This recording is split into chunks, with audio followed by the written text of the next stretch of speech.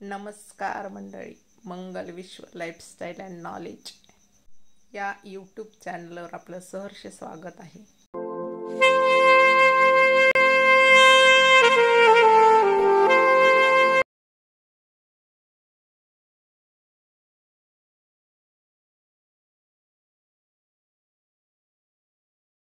अनंत मरणे आधी मरावी, स्वातंत्र्याची आस धरावी.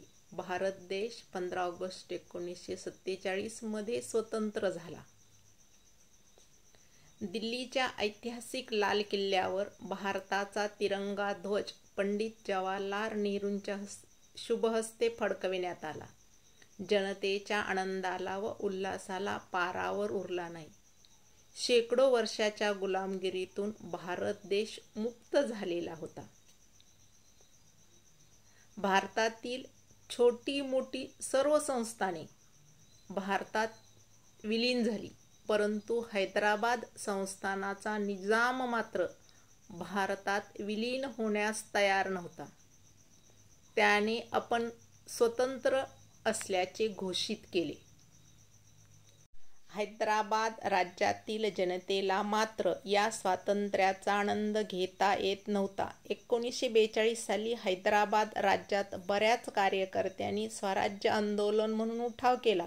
श्री बाबासाहेब परांजपे आणि इतरांना मराठवाड्यातून पकडण्यात आले.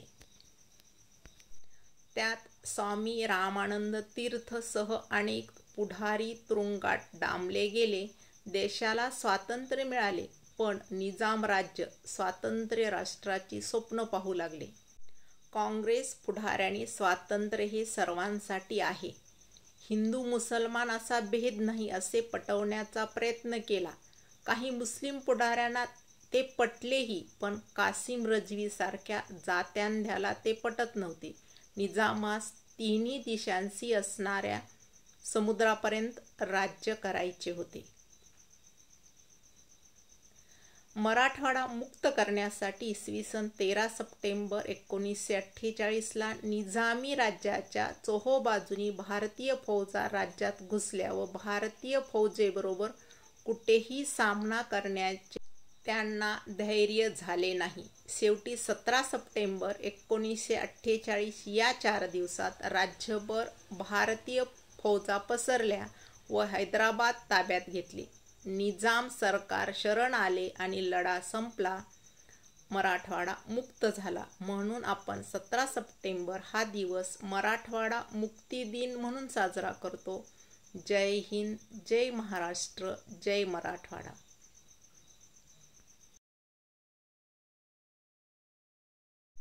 भारतीय क्षितिजावर स्वातंत्र्य सूर्याचा उदय झाला. भारतीय जनता स्वतंत्र उत्सव साजरा करत होती, पण निजामी राजवटीतील जनता मात्र त्यावेळी पारतंत्र्याच्या अंधारात खितपत पडली होती. येथील रजाकारांकडून हैदराबाद राज्यातील प्रजेवर, हिंदूंवर लुटालूट, जाळपोळ, स्त्रियांवर अत्याचार असे प्रकार. हैदराबाद मुक्तीसंग्राम लढ्याचे नेतृत्व स्टेट काँग्रेसकडे होते. या संघटनेचे नेतृत्व स्वामी रामानंद तीर्थांकडे होते. निजामाला अशा संघटनेची भीती होती, म्हणून त्यांनी अगोदरच तिच्यावर बंदी घालून तिच्या जन्मापूर्वीच तिचे मृत्यूपत्र तयार करून ठेवले होते. याच काळात स्वामी रामानंद तीर्थ यांनी काँग्रेसच्या कार्यकर्त्यांना झेंडावंदन सत्याग्रह करण्याचा आदेश दिला. हैदराबाद राज्यात तिरंगा ध्वज फडकवण्यास व त्यास वंदन करण्यास बंदी होती. अशा असह्य अत्याचार विरोधात जनतेने दिलेला तीव्र लढा म्हणजे हैदराबाद मुक्ती संग्राम होय. या लढ्यात अनेक वीरांनी आपले प्राण पणास लावले. यावर कवी कुसुमाग्रजांच्या ओळी आठवतात.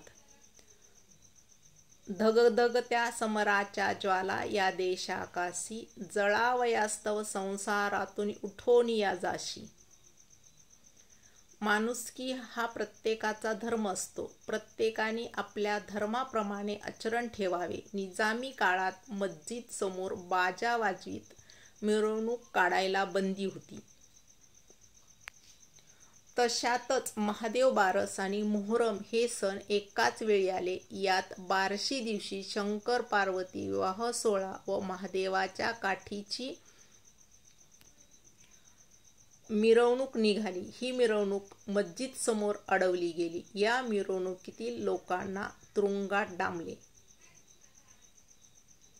तरीही निजामाचा अत्याचार सहन करून सरदार वल्लभभाई पटेल, गोविंदभाई श्रॉफ, स्वामी रामानंद तीर्थ या पुढाऱ्यांनी मराठवाडा मुक्त केला. म्हणून आपण 17 सप्टेंबर हा दिवस मराठवाडा मुक्ती दिन म्हणून साजरा करतो व यालाच हैदराबाद मुक्ती दिनही म्हणतात.